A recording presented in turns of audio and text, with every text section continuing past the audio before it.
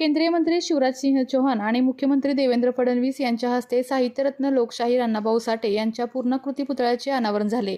मंत्री शिवेंद्रसिंहराजे भोसले, शंभूराज देसाई यांची देखील तेथे उपस्थिती होती।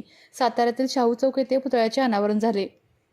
आवर्जून कार्यस्थळी घेतले जात आहेत आणि या विशेष प्रसंगी उपस्थित असलेले सर्वच अतिथी मान्यवर यांच्या समवेत सन्माननीय खासदार श्रीमंत छत्रपती उदयनराजे भोसले महाराज साहेब, नामदार श्रीमंत छत्रपती शिवेंद्रसिंहराजे भोसले, पालकमंत्री सन्माननीय शंभूराज देसाई साहेब, याशिवाय इतर मान्यवर पुष्पहार पुष्पवृष्टी करून या आदरणीय व्यक्तिमत्वाला अभिवादन आदरांजली व्यक्त करतात।